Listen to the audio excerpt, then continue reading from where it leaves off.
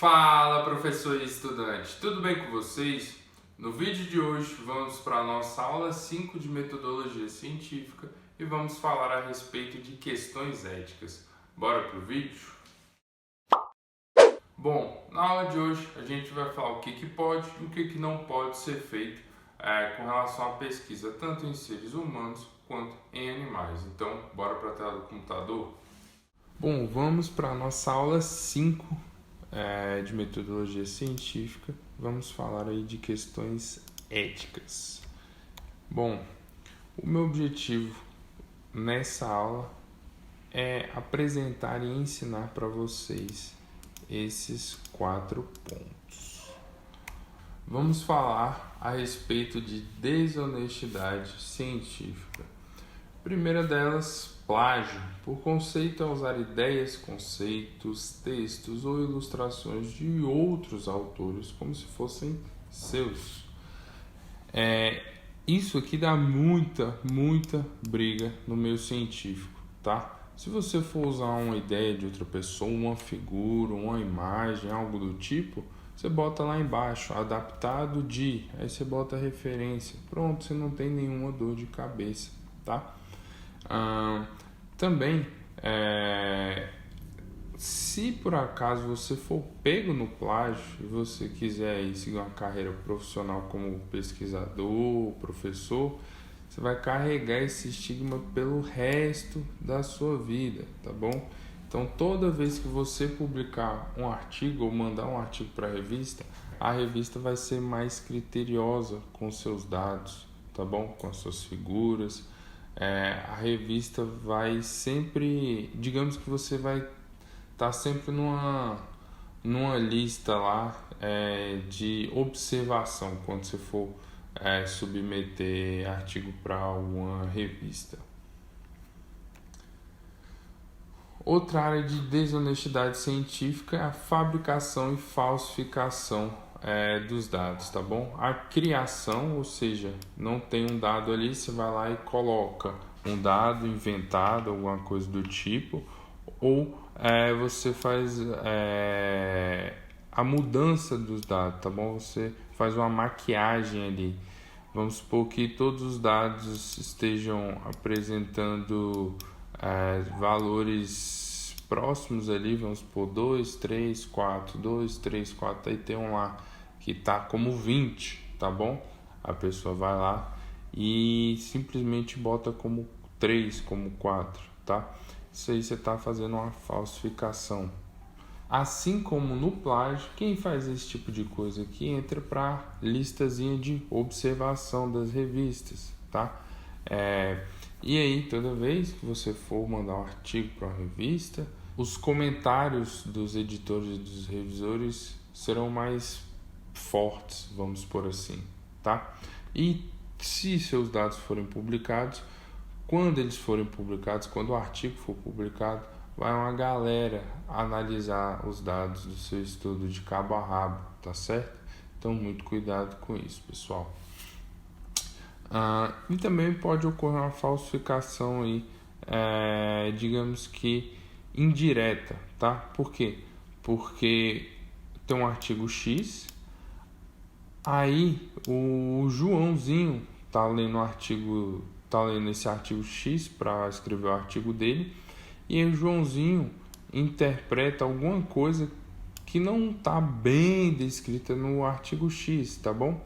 Digamos que o artigo X falou A, e na hora que o Joãozinho aqui vai escrever o artigo Y dele, baseado no artigo X, ao invés dele falar A, ele fala B, tá certo? E aí, depois você vai escrever o seu artigo. E ao invés de você ir direto na primeira fonte, você vai na fonte aqui do Joãozinho, tá bom? E aí você vai botar para frente o que o Joãozinho citou, que é B, sendo que, na verdade, o que deveria ser colocado para frente, ou a ideia que deveria ser colocada, é a ideia A, tá certo? Então, muito cuidado com isso, pessoal. Muitas das vezes, quando você está lendo um artigo aqui, aí tem uma referência aqui, X, tá bom? Aí continua o artigo, aí depois você vai nessa referência aqui, para ver se essa referência realmente é dessa ideia aqui. Algumas vezes não é, tá bom? Os autores só colocam lá uma referência qualquer parecida com o que eles gostariam de falar, ou muitas vezes eles só colocam lá achando que essas referências não serão checadas depois. Então, muito cuidado com isso. Outra área de desonestidade é a não publicação de dados, tá bom? Às vezes você coletou lá A, B, C, D e E, tá? E aí, quando você rodou a análise estatística, o E aqui, ó, ele cagou com a tua análise estatística, cagou com seus resultados. O que as pessoas vão lá e fazem? Excluem a variável, tá bom? Inteira, tá? E aí publicam só as variáveis A, B, C e D, tá? Isso é uma desonestidade científica, tá, pessoal? Não façam isso. E tem também uma linha muito tênue entre eliminar dados ruins e forjar dados, tá bom? Você fabricar dados é aquilo que eu citei anteriormente. Você simplesmente inventa um dado ali para colocar. Outra coisa é você eliminar um dado ruim. Por exemplo, quando os valores de teste, um teste qualquer, pode ser de pressão palmar, por exemplo, parecem muito altos ou muito baixos, tá bom? E aí, o pesquisador vê que faltou a calibragem ali no primeiro dia de teste do instrumento. Aí o que ele vai e faz? Ele vai e elimina esses dados, tá bom? Então ele elimina ali do primeiro paciente que ele coletou. Por quê? Porque aqueles dados não são dados verídicos. Então, ele está agindo certo em eliminar os dados. Por quê? Porque não houve calibragem do instrumento e aí os dados ali não são dados reais. E aí, dependendo do tipo de pesquisa, ele pode simplesmente chamar aquele paciente para coletar o dado no outro dia, ou então simplesmente perder o dado, tá? E existe um negócio dentro dessa parte de não publicação de dados que é chamado de outlier. Por definição, é um score não representativo e ele se encontra fora dos padrões normais. Lembra que eu dei exemplo lá? Você tem lá o padrão 2, 3, 4, 7, né? Era 5, mas vou pôr 7 aqui, entra aqui 30, tá bom? Esse 30 aqui é um outlier. Tem como a gente tratar utilizando a matemática esse 30, tá bom? Lembrando que existe um limite para isso do tamanho da amostra, existe uma forma certa de tratar esse outlier. Isso, você não está forjando os dados, você está fazendo tratamento, tá bom? Ou uma limpeza dos dados, como queiram chamar. Agora, se eu simplesmente cortar esse 30 e eliminar ele, eu estou forjando, tá? Ou se simplesmente eu tirar o 30 e falar, quer saber de uma coisa? Eu vou puxar a média aqui, vamos supor que a média aqui tenha dado, sei lá, 10. Eu vou botar 10 no lugar do 30. Pô, eu também estou forjando, tá? Então não façam isso, por favor. Outro erro aí de desonestidade científica é o erro no procedimento de coleta de dados, tá bom? Geralmente a culpa é do pós-graduando ou do aluno aí de TCC, geralmente, tá bom? Por quê? Porque existem exceções, como por exemplo, o participante ele não corresponde às exigências da pesquisa, ele não se esforça como deveria se esforçar, ele não segue a dieta que deveria seguir, ele não se exercita do jeito que ele deveria se exercitar.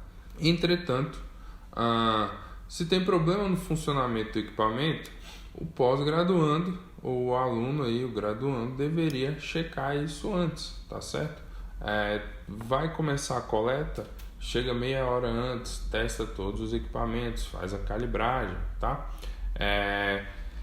Ou então você tem aí o registro incorreto de dados, também é culpa do aluno. Por quê? Porque, como eu falei em uma das aulas anteriores, você tem que fazer um piloto de tudo que você vai fazer, tá certo? Inclusive o registro dos dados. Vai registrar onde? Numa folha de papel ou vai registrar direto no Excel? Se for registrar é direto no Excel, como é que vai ser feito esse registro? 2 casas decimais, 1 casa decimal. Se for registrar no papel para depois passar para o Excel, quem vai fazer essa conferência? Então, isso tudo deve ser levado em conta. Temos também problemas de autoria. Por quê? Porque as pessoas X, Y e Z fizeram todo o trabalho, tá bom? Aí às vezes aqui, o indivíduo Z quer botar o amigo dele, tá bom? O A, aqui o indivíduo A no artigo, e o indivíduo A não fez nada. Então, muito complicada essa situação, tá certo? E aí, hoje em dia as pessoas já estão sendo mais rígidas em relação a isso, tá certo? Se não contribuiu, acabou, não vai pro artigo. E aí, vale ressaltar também que o cara é só diretor do laboratório, tá bom? Ou você é um aluno X e o outro que é aluno Y, tá bom? E aí no caso aqui o seu orientador vai e você pediu a ajuda do aluno Y, o aluno Y quer pôr o orientador dele, tá bom? Só que o orientador dele não fez nada, então ele também não vai, tá bom? Não é porque a pessoa é diretor do laboratório, ali é o chefe do laboratório, ou tem um orientador do seu colega ali que eles vão no artigo. Para ir no artigo tem que botar a mão na massa, tá bom, pessoal? E também vale ressaltar o seguinte: técnicos não são necessariamente autores, tá? Às vezes aqui você pede você tem um grupo de pesquisa lá, aí você pede aqui pro seu amigo Y te ajudar na coleta de dados. Ele ajudou na coleta de dados, ok, foi embora. E aí, na hora de escrever o artigo, ele não quer te ajudar a escrever nem nada, então, cortou, tá certo? Não vai no artigo.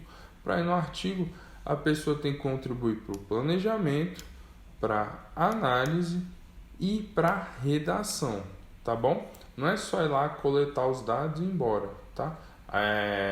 A gente sabe que a coleta de dados, quando existem várias pessoas te ajudando, facilita muito. Entretanto, tem que botar a mão na massa, tem que escrever, tá bom? E eu já passei por uma situação dessas, onde várias pessoas coletaram os dados comigo e ninguém queria escrever. Eu simplesmente cortei todo mundo, tá bom? Eu também já passei por outra situação, onde uma pessoa quis ajudar a escrever, só que ela simplesmente não escrevia direito, não escrevia bem.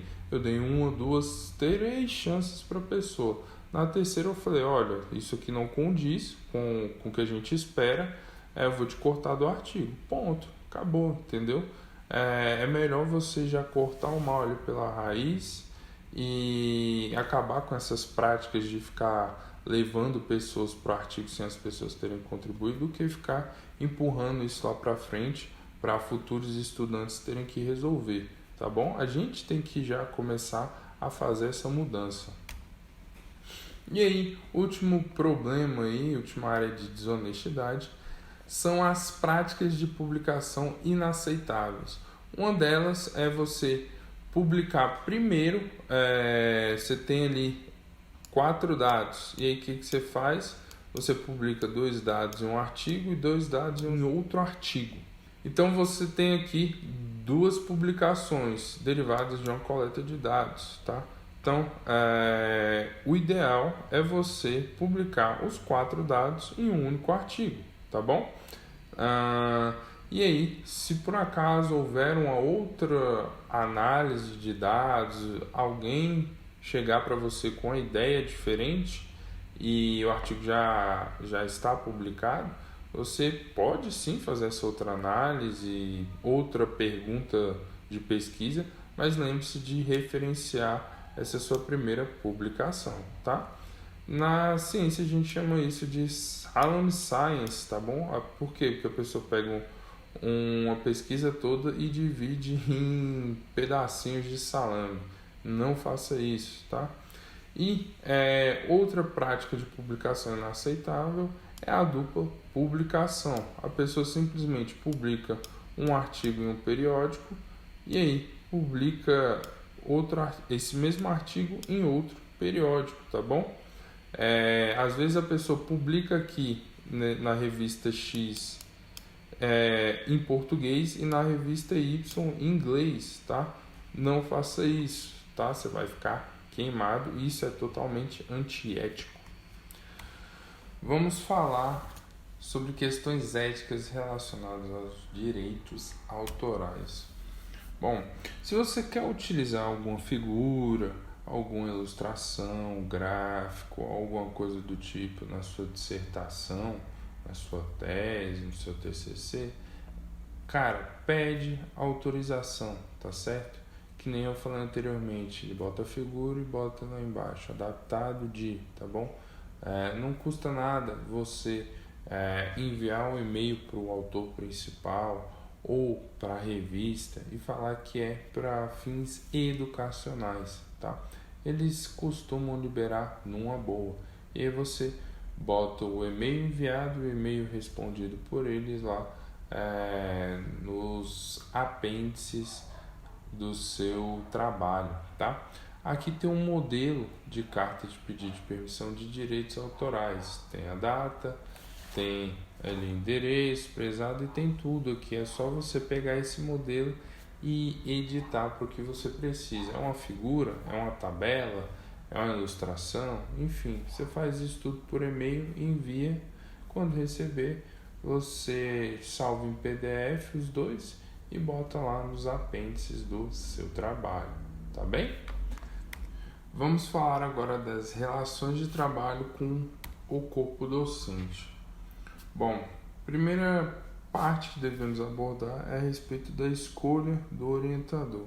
Você deve escolher seu orientador pela área de pesquisa dele, pelos objetivos que ele tem, pelo trabalho que ele produz e principalmente por vocês se darem bem, tá? Não adianta nada você aí escolher um orientador foda e o orientador não te dá atenção, não responde seus e-mails, vive desmarcando reunião, enfim. Esses fatores que eu falei anteriormente, esses problemas podem vir a causar uma enorme dor de cabeça para você. Então, muito cuidado com isso, tá? Além disso, com relação ao trabalho em conjunto com o restante do corpo docente, a pegar disciplinas de outros professores, isso é muito importante para desenvolver experiência, porque você vai lá, a sua área de estudo é X, tá? Só que aí você vai e pega uma disciplina Y. Por mais que aquela disciplina possa talvez não contribuir tanto assim para você, você pode ali trabalhar com outros alunos da graduação, do mestrado, do doutorado, tá? Ocorrer a troca de experiências, manuseamento de equipamentos no laboratório, tá bom? E aí você vai e coloca em prática as técnicas aprendidas. Com isso, você aí adquire experiência, tá? Então isso é muito importante. Se possível, aí se você estiver no mestrado, no doutorado, na graduação, dependendo da instituição também isso é possível. Você aí, por exemplo, da faculdade de educação física, tá certo? E aí tem as disciplinas aí de tronco comum, como por exemplo bioestatística. Ao invés de você pegar bioestatística na sua faculdade, pega, sei lá, na faculdade de psicologia, tá bom? Ou na faculdade de educação, para ocorrer essa troca de experiências. Vamos falar agora a respeito da proteção dos seres humanos.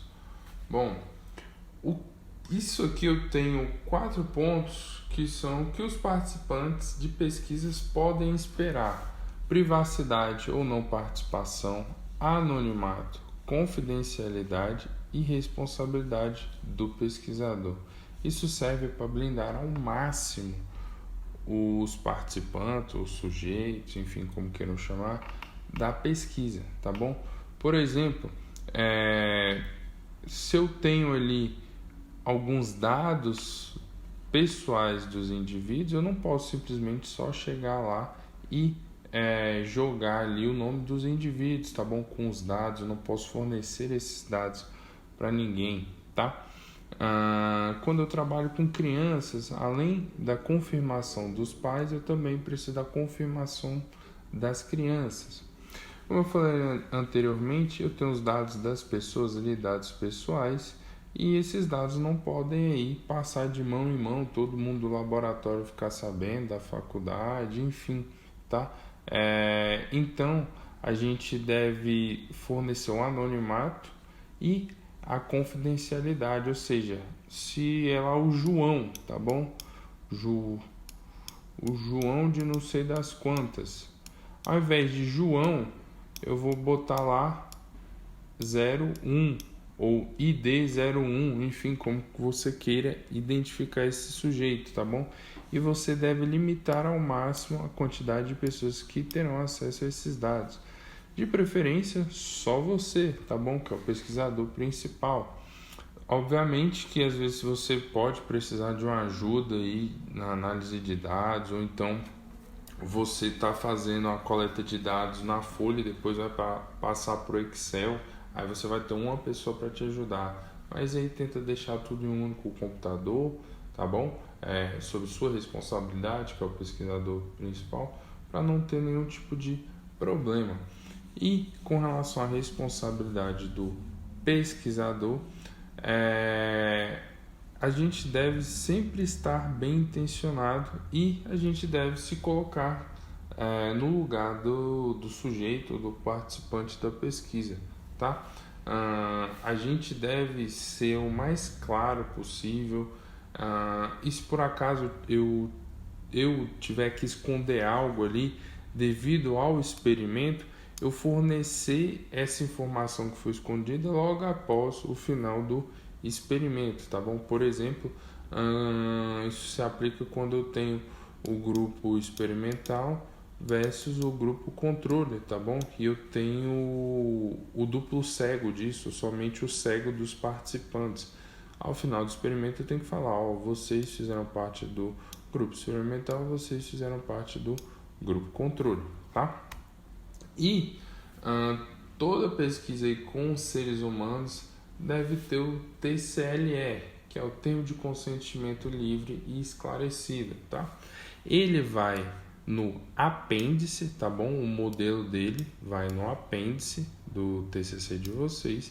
E o que tem que ter? Tem que ter aqui esses pontos que eu estou mostrando para vocês. Basicamente, vocês devem falar a verdade da pesquisa de vocês, tá?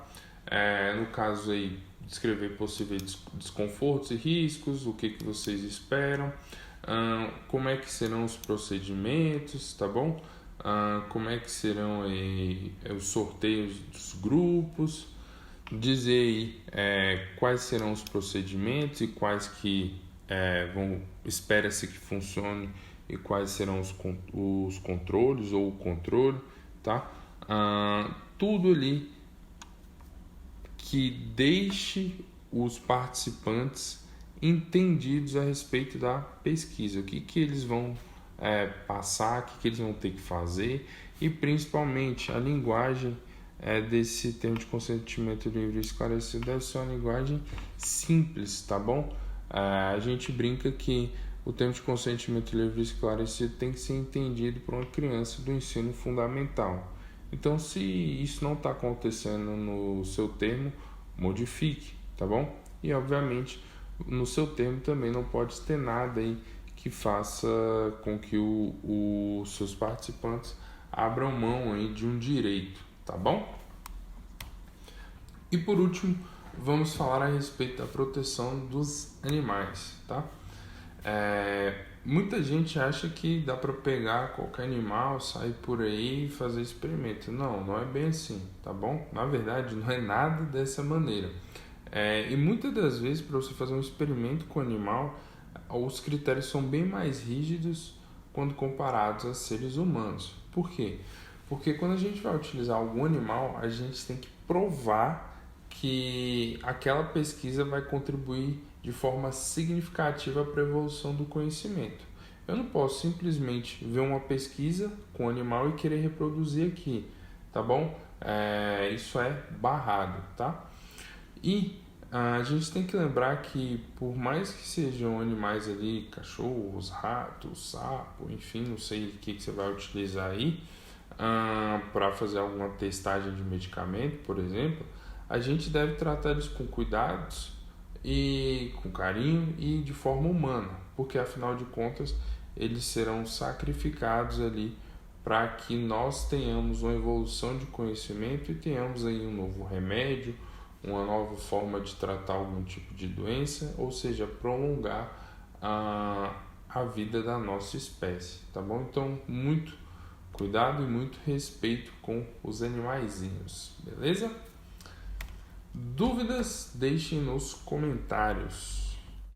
E aí, professor e estudante, gostou desse vídeo? Se sim, curte aqui embaixo. Se você acha que esse vídeo vai ser importante para alguma pessoa, compartilha com ela e deixe aqui nos comentários quais outros temas de aula vocês querem. Valeu!